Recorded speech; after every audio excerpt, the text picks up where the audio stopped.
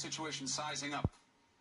Let's see what happens. I mean, I think well that is important. No, I mean, I don't know. You know, this is just the first day since he's been arrested. You have 2 911 calls, but there's so much we don't know. What did the police see when they walked in the house? Just for example, she says he displayed the shotgun, that he pointed the shot. Is the shotgun in a case or is it out of the case? If it's out of the case, maybe she's telling the truth. If it's in a case, it certainly helps his side of the story. There's a lot we don't know. How serious? But this is a serious charge, though. Felony, absolutely. Yeah. And you know, it is far from clear to me that he's going to get out on bail today. Because in bail you have 2 questions. You have, is the person a risk of flight? And I think the answer is probably not. But is he a danger to the community? He killed Trayvon Martin, we know that. She claims he waved a gun at her.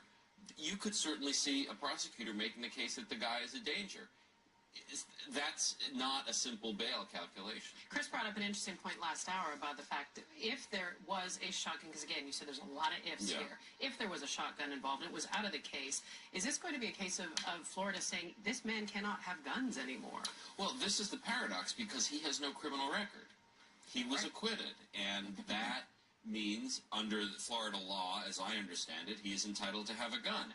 I think all of us, when we heard that he had a gun, we thought, this is probably not a guy who should have one, but he's also said that he's gotten a lot of threats. He feels in jeopardy for his personal safety. So that's why he says he needs a gun.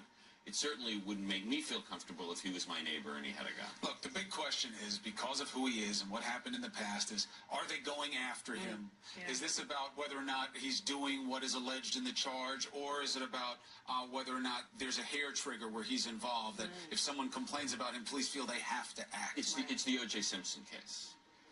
O.J., of course, was acquitted in the murder case. Then he gets prosecuted on what certainly seemed to me a very flimsy case in Las Vegas. A lot of people thought, I certainly thought, it was payback for the acquittal.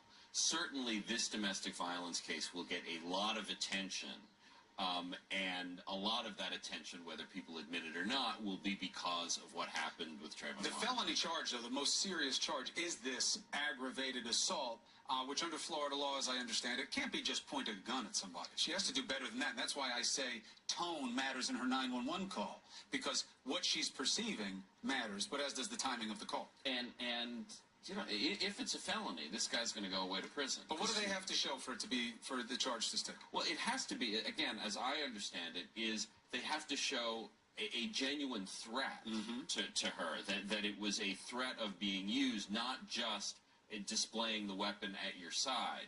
And that's a big difference, but you know, they do bring these cases, and you know, if you listen to if you believe her version on the 911 tapes, that sounds like it fits the bill. What do you also make of part of what he said in his 911 call when he was asked why he was calling? He says, "I just want everyone to know the truth." It starts to sound a little bit like this is a person who just calls the cops about everything at this point. Well, you know, I don't know. I don't know how I would interpret that exactly. I mean, there's a guy who has had a lot of involvement with the criminal justice system. And remember, in September, he was, the police were called to a domestic disturbance with his now, or soon-to-be ex-wife. No charges were filed. He's had 3 traffic stops since the Trayvon Martin acquittal. I mean, this is a guy who has engaged with the criminal justice system, and he, you know, you could also argue that he's trying to make a record that makes himself look good. Again, I don't know how you would interpret it. He called 911, we understand, when he knew the police were outside, raising the obvious speculation while you just talked to the cops. Her call was made before his, which can lend in the credibility analysis, but her tone in the call does not sound like someone who's afraid she's about to be shot. Is that true? You think, is that how you interpret it? She seems upset, angry, and maybe justifiably so, but to trigger that statute, she seems you have angry, to show... not scared. Yeah. And you have to show that. I thought that not only did Mick point the gun at me, but she said something that made me think she was going to use it, and I believe she had the ability to use it. I'm afraid. Because Joey said it has to do with timing. Maybe that after he pointed the gun at her, then she makes the call, and then she gets angry, right? And it does seem as though there is a little bit of a presumption by the police down there now to look at things against Zimmerman. So, well, but I mean, if someone calls 911 and says someone's pointing a gun at you, they have to react. You got to take it seriously, and absolutely. figure out whether there's an actual prosecutable case down the road. The first thing to do is make sure nobody gets hurt. Absolutely. Yeah. And they look online. A lot of you are talking about this, and please continue to do so. You can tweet us with the hashtag New Day. There is a frustration that, boy, look how quick they are on him now. Why not the last time? Why not the last time? A lot of people are saying that online.